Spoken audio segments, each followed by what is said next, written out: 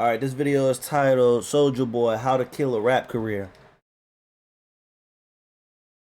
From being the first rapper to make millions of dollars through selling ringtones and utilizing internet for music distribution, on the first rapper on Twitch, on the first rapper to get signed straight off the internet from high school to a record deal, to Jimmy Iovine and Interscope Records for over $1 million.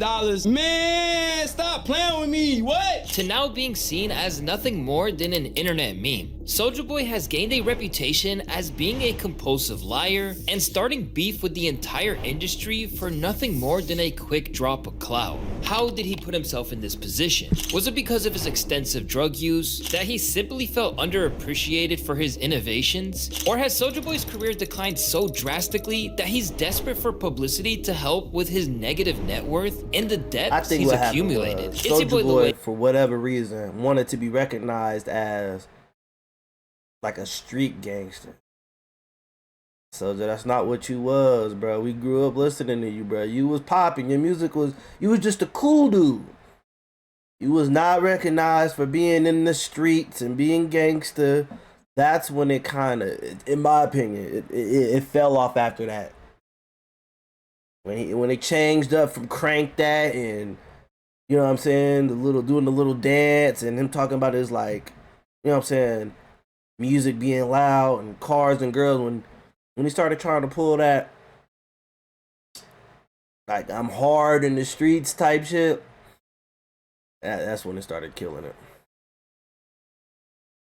And today I wanted to tell you guys how Soulja Boy ruined his career. Throughout this video, you'll notice a key pattern. When Soulja Boy's career seems to be going downhill and his name is dropping in relevancy, he'll make up some type of lie, act outlandish, and then beef with another artist, all just to keep his name in the headlines. Seriously, Soulja Boy is known for beefing with damn near everybody. He even started the Soulja Boy trend after he would spaz out talking about the time he apparently shot a group of men walking into his home. I hop out, I start shooting. Bow, bow, bow, bow, bow. Shot the nigga. Bow. Shot his ass. See what I'm saying? Like, I don't know why he wants that to be what it is, but like, Soulja Boy, we know you capping. You ain't busting at people. Maybe he did, but I don't know. I don't know, bro. Soulja Boy's beef with Lil Yachty, Soulja Boy would post himself with India Love, who was thought to be dating Bo at the time. Following this, Soulja would post screenshots of Bo asking him to delete the photos. His response to this not only would make Soulja Boy post even more about it, but Bo would then recreate the Soulja Boy challenge, pushing their beef even further. What gun did you use? Nigga, I had the motherfucking Draco. Nigga, having a hunting shooter, nigga. A hunting shooter than I got a nigga. Just when you thought Soulja Boy couldn't get any more insane with who he was firing shots at, he would infamously go on to start beef with the Migos. Quavo, Migos, pull on your block with the Draco. Quavo, Migos, pull on your block with the Draco. Ice-T. You gotta be ashamed of yourself, nigga. Real talk. You gotta be ashamed of yourself. Old as you is. NBA That was Youngboy. the Boondock scene they did with Sergeant General and the Thugnificent would have killed his career. That was I wish I could pull up the picture, bro. I wish I could pull up the clip, bro. That's exactly what it was. The Sergeant General clip. Insane with who he was firing shots at. Ice-T. You gotta be ashamed of yourself, nigga. Real talk. You gotta be ashamed of yourself. Old as you is. NBA Youngboy. Bring your pussy ass out the house. You can't come outside. Oh God, you on house arrest. And tons of other beefs we'll discuss later in this video. One of the most viral moments of his career would come from a beef that he started with none other than the Six God Drake. On his interview at the Breakfast Club that aired in January of 2019, one of the funniest Soulja Boy moments was born when he hilariously claimed credit for Drake's entire career. Drake? Drake? The nigga that got bodied by Pusha T? The nigga that hiding his kid from the world, but his world wouldn't hide from the kid? Aubrey Graham in a wheelchair? Drake? Y'all niggas better stop playing with me. Degenerous. That's right, the light skin from Degenerous? Stop playing with me. hear Drake on his first song? Tell me what's really going on. Drizzy Drake back in this thing already. What's that? That's Soulja. Shit. That's my bar. Shit. He copied my whole fucking flow. That's Word for word, bar for bar. But remember, this isn't the Soulja Boy we once knew. There was a time when his music stood out on its own Them was without the any Soulja need Boy of days. extra attention or controversy. However, he's had his fair share of legal troubles, using each arrest as a stepping stone to boost his fame since 2011, where he was arrested after being caught with 3 firearms, 5 ounces of marijuana, and $46,000 of cash. Instead of dwelling on the situation, he would clap back and use this to transform his brand, essentially transitioning from the rapper who made songs for teenagers to enjoy to a Exactly. real-life gang That's member, exactly what actually happened. in I the told hood. you what I'm saying. That's what fucked up. Nigga, you was just a kid. Nigga, you was just, and then you try. That's what killed Soulja Boy's career, bro. We already fucked with you, bro. You did not need to. For some reason, Soulja Boy felt like he had to be hard, bro. He had to be hard in these streets, and you didn't. You was already popping, nigga. You was Soulja Boy, nigga. You was already. Hold on, I just want to hear him say that shit again, boy. That's exactly what happened. Back and used this to transform his brand, essentially transitioning from the rapper who made songs for teenagers to enjoy to a real-life gang member actually in the hood. But this transition in branding wasn't all too successful, which was made evident after the amount of times he would be called out for Everybody being a called fake him out. gangster, such as this one viral clip where he was literally called out while filming an Instagram live. Soulja ain't gonna catch no fame cause I'm worth too many M's, you dig? Hey, what's going on, man? They say Soulja ain't from the Get hood. your ass off They me, say nigga. Soulja ain't from the hood. Get off me though. Oh, man, that's how you What's This would lead Soulja Boy to getting clowned all over social media, with comments such as, Soulja Boy is fucking stupid. I mean, seriously, how dumb can you be? Going to the hood and pretending to be one of them? LMAO. So already we've established Soulja Boy's game plan to remain And I think relevant. that Soulja Boy thought that shit was a game, like. And I think he thought that the niggas from the hood was really gonna accept him because he was Soulja Boy, because he was that nigga making the popping music for the teenagers, and they was gonna let him do it, but he was really, he was he was sadly mistaken. That's what he was, sadly mistaken, bro. And when the hood didn't accept him, he got the way he is.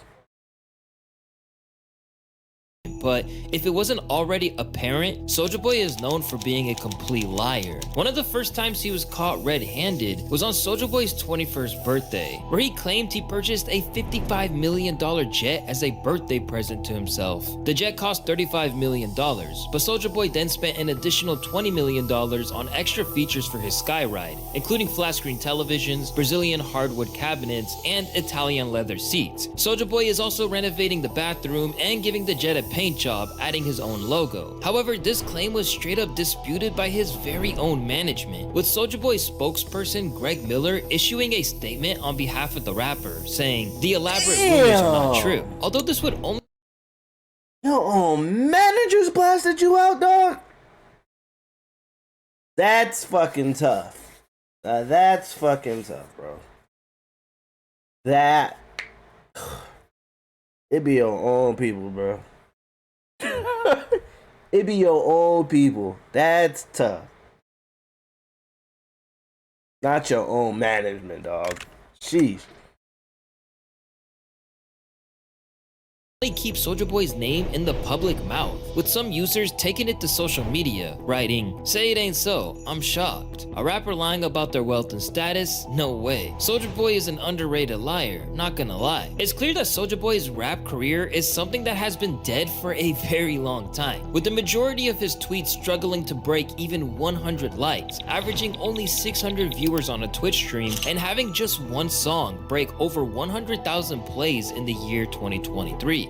It's astonishing, particularly when we consider the start of his career, when Soulja Boy had the attention of hundreds of millions with his music, and when he was also celebrated as a pioneering figure in rap for his early recognition of the internet's potential to boost his fame. That's because in 2005, the way to sell your music was incredibly... to do it. I remember this shit, bro.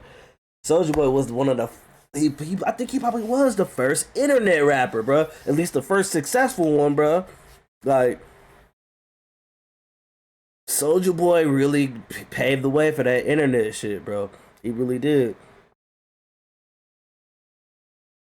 different to now. Typically, you'd go around and try to sell your CDs in public. Yet, at the same time Soulja was finding his passion for music, he was also becoming more interested in the internet, which was only becoming more popular at the time. He was thinking of a way to leverage it to boost his music's performance simply from his bedroom. This is where he would come across a site called SoundClick, which was just an early version of SoundCloud, and was one of the first sites that gave artists a way to distribute their music without the need of a record I had label. no idea One of about this. Soulja's When I first found songs out about ever this shit, I was like, damn. Cause nigga, coming up in the hood, bro, you had to really pass out your music, bro. You had to try to sell your CD for like $2 or $1 a pop or whatever you could get it off for. And if you couldn't, more than likely you just gave your CD to somebody because you wanted your shit to be out there that bad that you would just give it to them for free. But this shit was next level. I had no idea about SoundClick. released on SoundClick actually went #1 on the entire site. A comedic tune by the name of Doo-Doo Head.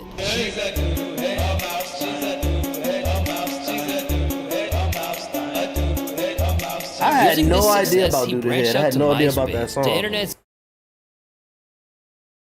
earliest version of social media, where he almost instantly blew up to over 1 million connections, which were basically followers. And 3 months after YouTube was released in February of 2005, Soulja was the first rapper to actually post consistently to YouTube and take it seriously. Matter of fact, his first video ever is still available on his channel today. Hey, what's up, man? This is Soulja Boy, you know what I'm saying? Y'all think this a game, but this ain't no game, you know what I'm saying? As you can tell, Soulja Boy was incredibly smart at a super young age, and he literally predicted the sudden rise of the internet through apps like MySpace, YouTube, and SoundClick at a time when it was massively underestimated. I mean, I he don't know even about predicted y'all, whoever my age, we was going to Sunnyside.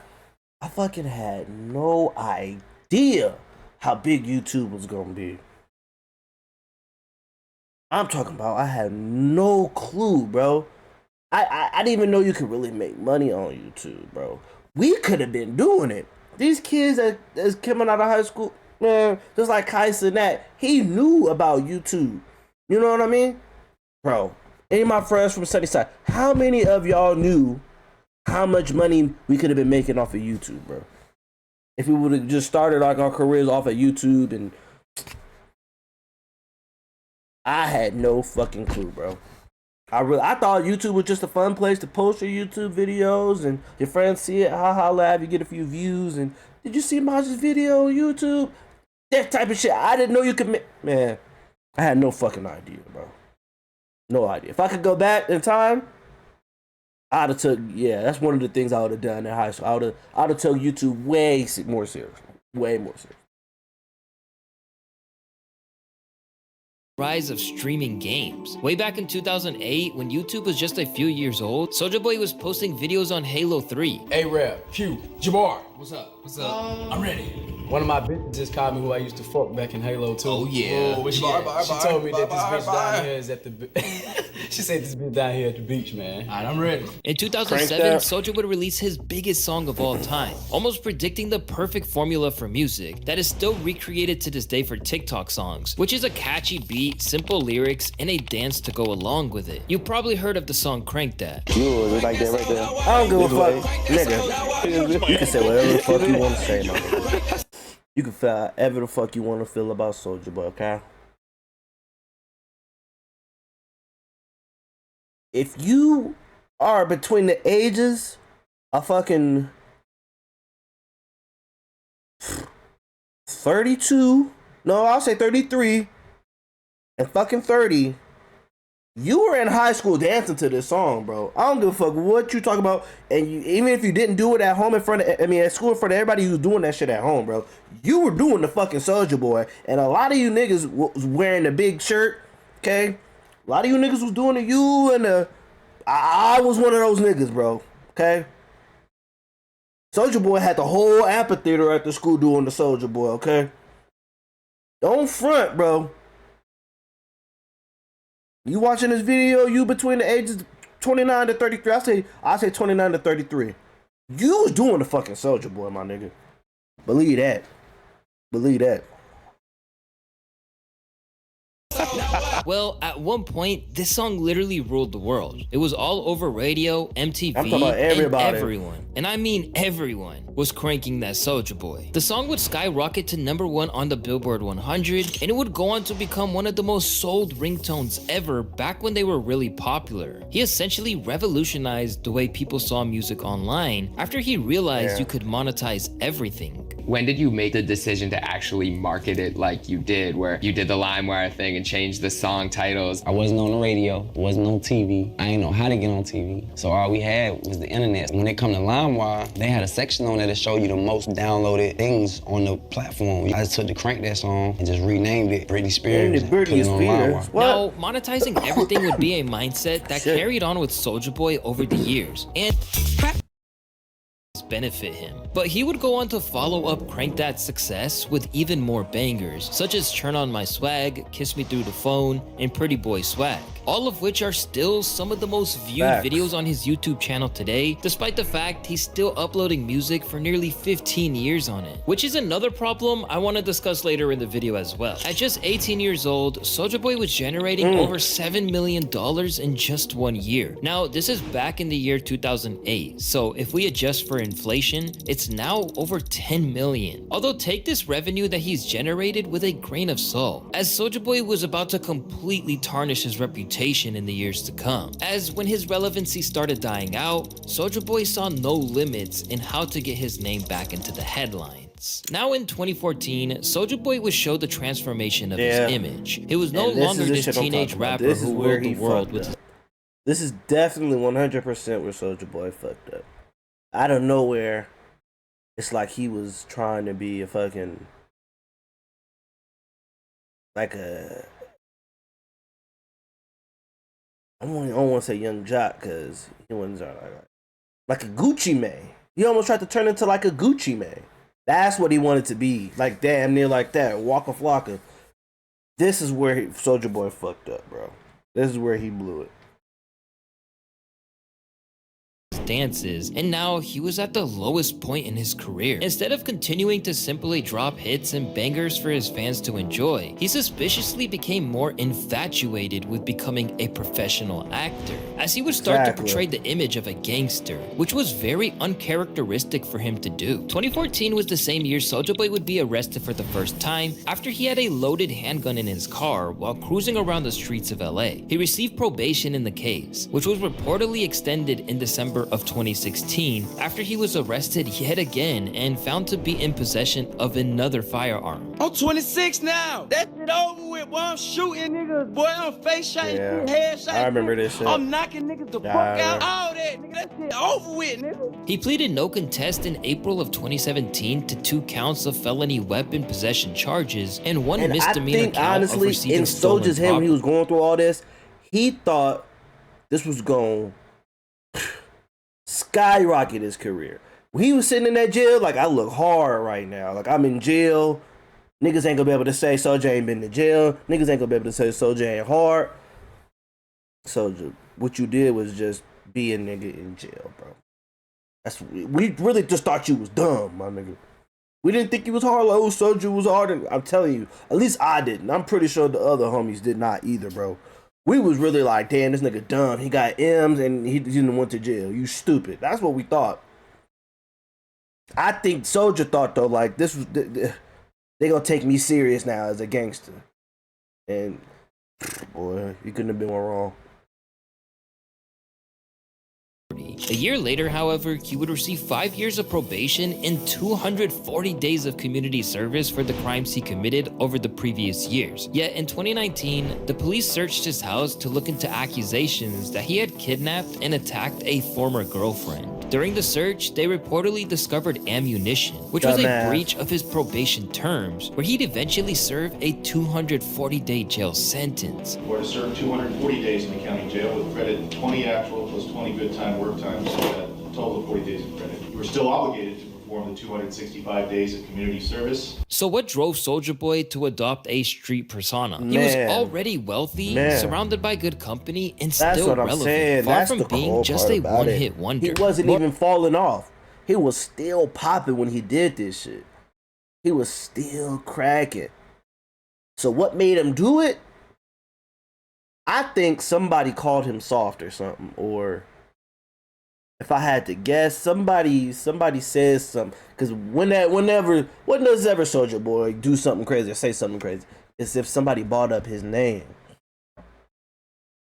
Somebody said Soulja Boy was not street and not hard, and then you know how most niggas do. When somebody speak on your name, you gotta prove them wrong. I think that's what happened.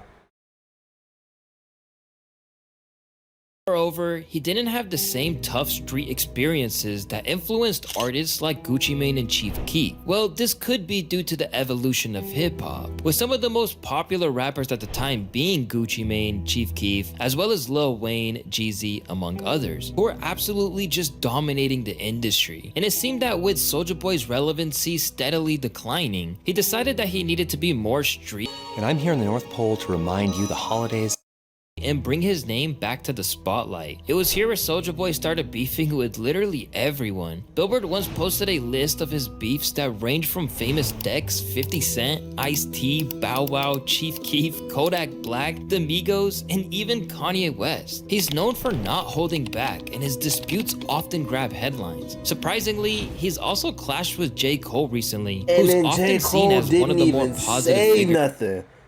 Oh, I can't remember exactly what he said in that damn video. What did J. Cole say, bro? He said at first he didn't fuck with Soulja Boy. Like at first he thought Soulja Boy was weak. I think that's what he said. I think that's what he said, if I'm not mistaken. Like at first I thought like, damn, this nigga like. But he said something, but it wasn't even that bad, bro. With J. Cole and fucking Soulja Boy lost his shit. I mean, he lost his shit. Yeah, that man, bro. Yeah, but I think Soulja Boy saw that as an opportunity too. That wasn't a fucking opportunity. Oh, J. Cole done said something about my shit. You know, brought up my name. Oh, that means I can do what the fuck I want to do now. Cause you can't bring up J. Cole if he ain't said nothing about you, right? He seen that as his opportunity.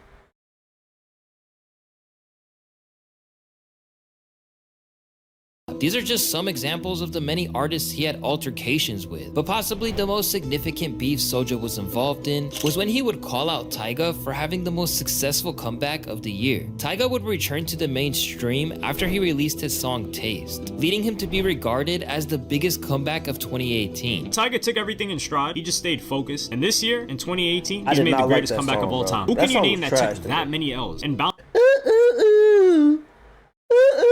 I did not. Let me get a taste. Nah, I didn't think that song was it, bro, to be honest. And he came back off of that one. I fuck with Tyga. Don't get it wrong. Make It Nasty, slap. Fade It, that's a slap, even though it was an accidental slap. Lightweight. Get Loose, slap. But Taste, nah.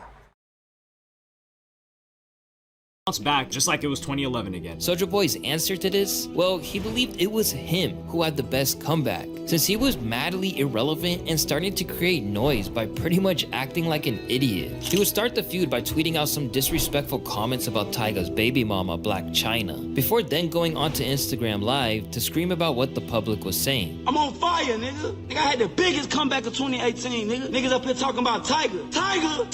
Huh? Tiger had the biggest. Man, get the fuck out of here. I had the biggest comeback, nigga. After that Chris Brown shit, after that Migos shit. Y'all tried to count me out, nigga. Tyga responded by sharing some Spotify stats to prove Soulja Boy wrong. But Soulja Boy didn't stop, and he dragged this out for years. This clearly shows that Soulja Boy's pride was hurt when he didn't receive the recognition he felt like he deserved. This eventually led to a meltdown online, where he faced even more embarrassment as other rappers continued to mock him, such as Trippie Redd. Tiger? You got me fucked up, nigga. You know I had the biggest comeback of 2018. After Soulja Boy would appear on his infamous Breakfast Club episode that we discussed earlier, which now sits at over 19 million views, being the second most viewed video on their entire channel, he would fire more shots at Tyga and other rappers, confirming the entire industry was now against him. The nigga that lost his bitch to Travis Scott? Oh shit. The nigga that Travis Scott nutted in the bitch and got her pregnant? Damn. He had the biggest comeback? Cause of what? After firing shots at Tyga, he would then go for none other than Kanye Nah, West he was mad at Kanye West because claiming that he was this not shit the was garbage. I think he deleted his track. I want to hear this track so bad, but I believe Kanye was like, take that shit off the album. Soulja Boy verse was trash, and Kanye took it off. I believe that's why he was beefing with Kanye. Was it the Donda album? It was one of Kanye's albums. I don't fucking know, but Kanye said, nah, bro, take that shit off. It must have been ass, bro. It must have been ass. Walt Disney or Steve Jobs of rap, but that Soulja is. Niggas talking about Kanye. Nigga, I'm that nigga. I'm the nigga. Kanye came in here talking about, I'm Walt Disney, and what'd he say to you, Charlotte? I'm Walt Disney, I'm Steve Jobs. Nigga, you ain't none of that. You ain't none of that, bro. You kissed them folks' ass at Louis Vuitton, and you kissed them folks' ass at Adidas, and you came out with 2 pair of goofy ass tennis shoes. Initially, this didn't cause that much backlash, and the interview had incredibly positive reviews from the audience. This interview changed my whole perspective on Soulja Boy because I'd done some research, and this man is right with 98% of the things he said. Soulja said, they all laughed at me, and now they all doing exactly what I did. Straight facts. However, eventually, he would take it too far and turn the entire industry against him, essentially making it so that no one wanted to work with him, and the same fans who adored him to view him as nothing more than a sad joke. One of the cases that can be made for this transition happening was when he tweeted out he just signed a $400 million endorsement deal for the World Poker Fund. $400 million deal confirmed. I think they lowballed me though. I was thinking 2 or a billion. Now, many people were skeptical about this, and literally no one believed it was true. And almost straight after this announcement, CNN would do some digging to find out that the World Poker Fund Holdings has a market capitalization of around $52 million, making it impossible to pay him out that much. World Poker Fund Holdings' own annual report lists losses over $400,000 in the previous year. So where was the $400 million coming from? Well, it turned out to be a complete lie, with his manager claiming he really kinda jumped the gun by using the $400 million figure. Even though his manager publicly stated this, Soulja Boy would still attempt to claim that he was being paid $400 million. Now, you announced you had a $400 million deal with the World Poker Flight Gaming. Google it. The company said it turned out that it was just shares that were valued at $2.5 million. Millions is millions, baby. No, it's not the same thing, buddy. Yeah, he was trying to stay relevant. I didn't know about this. Soulja Boy was capping, bro. This, combined with a long list of other lies he was making, proved that he just wasn't really trustworthy, meaning no one wanted to buy his products or get too involved with Soulja, as they didn't know what was situation, because the Soulja Boy video game did not. Bro, I thought he was gonna come out with a real console, like a fucking Xbox console or a PlayStation 5 console. This boy came out with something smaller than my fucking tablet. Like, it was like a half. I don't know, like a fucking 75% of this, maybe. Cheap little video game, bro. Like, and I still have yet to see one in real life, bro. I have yet to see anybody with a Soulja Boy game in their hand, bro. Seen them on the internet for reviews and shit. Never seen a Soulja Boy video game in real life. I wonder what happened with that. real or what was fake. At the end of 2018, he continued to add salt to the wound. That's fucking crazy, bro. After his attempt at releasing the Soulja game, which immediately made headlines for being terrible. That's the not game what it console looked was like. strikingly similar to the Nintendo Switch and was advertised as capable of playing Pokemon and Mario games, which is in fact against the law if you don't have consent.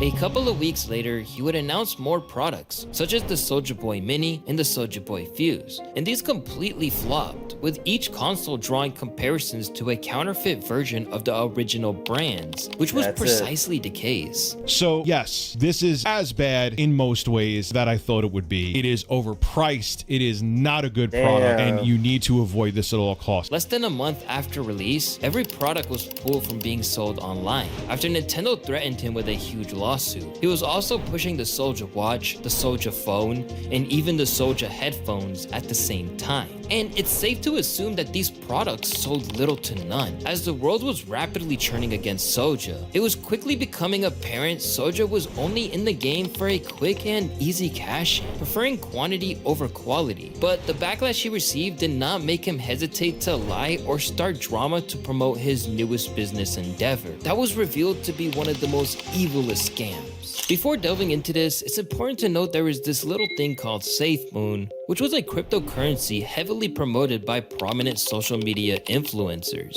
including Jake Paul, Lil Yachty, NBA player Josh Hart, and of course, Soulja Boy. And they all posted roughly the same thing to promote this new crypto, with Soulja Boy posting, "Found an interesting product at Safe Mars, looks moonworthy." Now, this project actually looked exciting at first, with the audiences of these celebrities investing their hard-earned money into this new vision. But incredibly quickly, things would take a drastic turn. Key employees would leave the company, and the price of the coin would drop over 85%, leading two investors to file class action lawsuits against SafeMoon and the celebrity promoters. One of these being Soulja Boy. And although he didn't have to directly pay any money from this lawsuit, he paid with his reputation. People like this have no soul, only in it for themselves. Everything this dude sells is a scam. Have people not learned from all of the other times he's done shady stuff? YouTube investigator CoffeeZilla also exposed Soulja and many others who promoted the scam on his channel, with a video that now has over 400,000 views. Now, of course, who benefited from this? Not the investors, but instead SafeMoon and the influencers who promoted it. I don't think they knew what they were promoting. I don't think they cared as long as they were getting paid. Now, the lawsuit anticipates this, saying, quote, "They knew or should have known that the liquidity pools were designed in a way